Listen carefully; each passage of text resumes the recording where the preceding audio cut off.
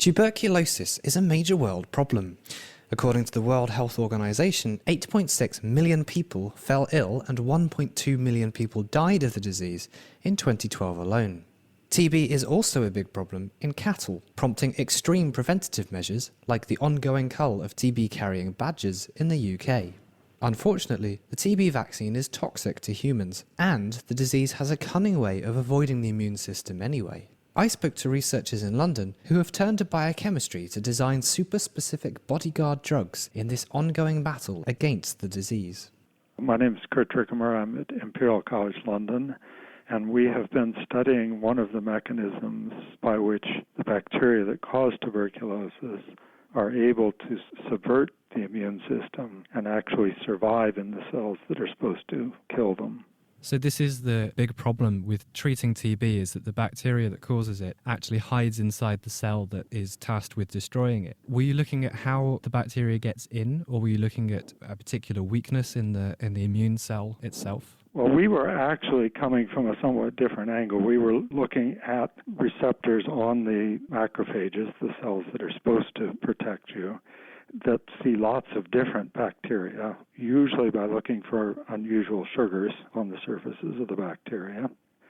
We were really interested in the receptor initially, and then realized that it was doing something important in allowing the mycobacteria to take over the macrophages. There are several different ways that mycobacteria can get into the cells that should kill them. But this receptor, we know, has a very special role in preventing the macrophages from killing them. And that presents us with a special opportunity to interfere with this unusual lifestyle where they live inside the macrophages. You've got a molecule on the surface of the immune cell that you don't know what it does. You don't know what it interacts with. But then somebody suggested that that might have something to do with the interaction with TB. And so you looked at that interaction. Right, and they suggested the specific interaction, but since we knew a lot about the receptor molecule, we could then start asking, how does it interact? And the reason that's useful to us is that when you have a more complicated binding pocket like that, there's a better chance that you can interfere with it. You can potentially block it or mimic it. How does knowing about this interaction and the details of the interaction, how is that going to help us with treating TB? The good thing about this receptor is we know how it talks to the macrophage, how it signals the macrophage to start to turn off the processes that would normally kill the bacteria. So potentially we could use the receptor to target drugs to the same place, trying to kill the mycobacteria where they're hiding. How would that be better than what we have now? What's wrong with the current medication or vaccines that we have with TB? The problem with the medicines, in part, is simply that no one of them is perfect, and the idea is to attack many different aspects of the way the mycobacteria live, divide, and infect, in the hope that the combination would be enough to prevent them from surviving. So this would be attacking a slightly different aspect of its lifestyle. What's the advantage of using these targeted drugs over a vaccine? Well, one of the advantages is when you're dealing with animals, livestock, the way you monitor infection is the fact that infected animals will produce antibodies.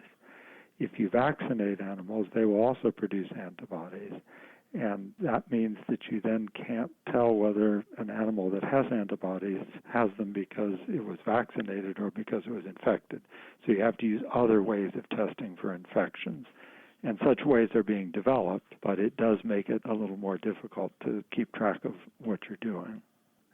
So almost you've got a double-barreled approach where you've got vaccination, which is priming the immune system ready to attack, but also you've got these very small and very specifically targeted drugs that could come about because of your work that actually stand as bodyguards on the immune system anyway, which would prevent the bacteria from getting in, allowing that pre-set up immune response to take place. Yeah, I think then the immune response will help you clear the ones that are outside. This would prevent them from at least surviving once they're inside and complement the fact that the immune system is responding, but it just can't get to all of the mycobacteria. Where will this work take you next? Our job is to work out at the molecular and cellular levels if the kind of inhibition that we're aiming for is achievable. So for us, the next step is to attempt to make small molecules that would actually interfere with interaction between this receptor and the sugars on the mycobacterial surface. There is another angle to it, which in some respects may prove the one that we're able to move on most effectively. When you do vaccination of animals, very often you actually put mycobacteria into the vaccine specifically to stimulate the immune system. So current vaccines also contain mycobacteria? Only in animals. It would not be considered safe to do it in humans. If we can make a molecule that could mimic the mycobacteria, a very simple molecule that could stimulate this receptor and do what the mycobacteria do in that situation, we could get around the problem. We could have the stimulatory effect, but not actually use a bacterium at all.